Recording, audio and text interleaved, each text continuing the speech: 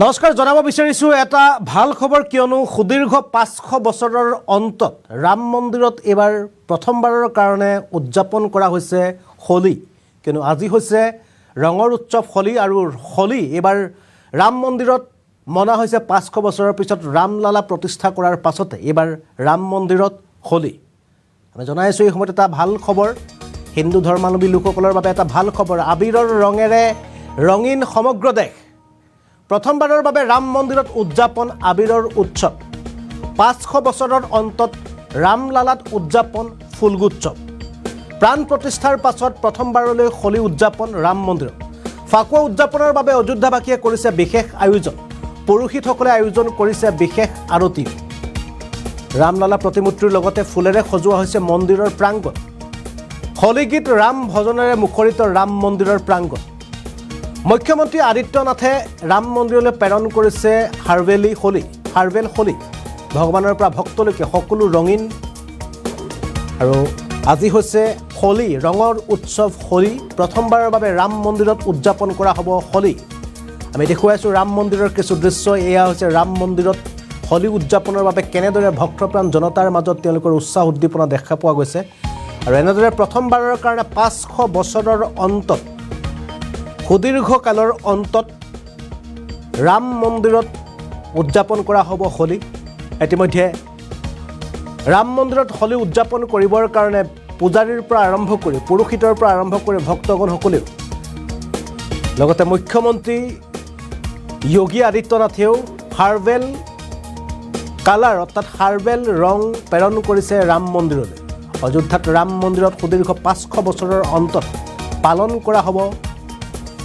হোলী প্ৰাণ প্ৰতিষ্ঠাৰ পাছত ৰাম মন্দিৰত ৰামলালাৰ প্ৰাণ প্ৰতিষ্ঠাৰ পাছত এবাৰ হোলী উদযাপন কৰিব অযোধ্যাবাসীয়ে হোলী উদযাপন কৰিবৰ কাৰণে তেওঁলোকে এতিয়া পূৰ্ণ প্ৰস্তুতি চলোৱা পৰিলক্ষিত হৈছে আৰু এনেদৰে হোলী উদযাপন কৰিবৰ কাৰণে মুখ্যমন্ত্ৰীৰ ফালৰ পৰাও হাৰ্বেল ৰং কালাৰ অৰ্থাৎ যি আমাৰ কৃত্ৰিম কালাৰ নহয় যিসমূহ আমাৰ প্ৰাকৃতিকভাৱে আমি যিবোৰ কালাৰ লাভ কৰোঁ তেনেধৰণৰ প্ৰাকৃতিগত কালাৰ ৰং প্ৰেৰণ কৰিছে অযোধ্যাবাসীলৈ যাতে তেওঁলোকে হোলী উদযাপন কৰিব ৰঙৰ উৎসৱ হোলী উদযাপন কৰিব পাৰে ৰাম মন্দিৰত সুদীৰ্ঘ 500 বছৰৰ অন্তত ৰাম মন্দিৰত এবাৰ উদযাপন কৰিব হোলী তাৰ বাবে ইতিমধ্যে উৎসাহে নধৰা হৈছে অযোধ্যাবাসীৰ দেশৰ বিভিন্ন প্ৰান্তৰ পৰা লোকাৰণ্য পৰিৱেশ হৈ পৰিছে ৰাম মন্দিৰত হোলী উদযাপন কৰিবৰ কাৰণে বা তাৰ স্থানীয়বাসীৰ লগতে ভাৰতৰ বিভিন্ন প্ৰান্তৰ পৰা লোক গৈ তাত ৰাম মন্দিৰত হোলী উদযাপনৰ কাৰণে তাত উপস্থিত হৈছে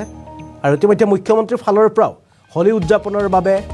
প্ৰাকৃতিক যি ৰং আছে সেই ৰং প্ৰেৰণ কৰিছে অযোধ্যাবাসীলৈ আমি ৰাম মন্দিৰৰ কিছু দৃশ্য দেখুৱাই আছোঁ এয়া ভজন কীৰ্তন কৰি আছে হোলীৰ উপলক্ষে এনেদৰে ভজন কীৰ্তন আনহাতে পুৰোহিত সমাজেও বিশেষভাৱে সাজু কৰি তুলিছে ৰাম মন্দিৰক যাতে হোলী উদযাপন কৰিবৰ কাৰণে কিয়নো 5 শতিকাৰ অন্তত ৰাম মন্দিৰত প্ৰথমবাৰৰ বাবে হোলী উদযাপন হ'ব কিয়নো 2024 বৰ্ষৰ 22 জানুৱাৰীত প্ৰাণ প্ৰতিষ্ঠা কৰিছিল দেশৰ প্ৰধানমন্ত্ৰীয়ে আৰু প্ৰাণ প্ৰতিষ্ঠা কৰাৰ পাছতে আজি মাৰ্চ মাহৰ আজি 25 মাৰ্চ অৰ্থাৎ আজিৰ দিনটোত অযোধ্যাত ৰাম মন্দিৰত হোলী উদযাপন কৰিবৰ কাৰণে উৎসাহ উদ্দীপনা দেখা পোৱা গৈছে সাধাৰণ দৰ্শনাৰ্থী লগতে অযোধ্যাবাসীৰ মাজত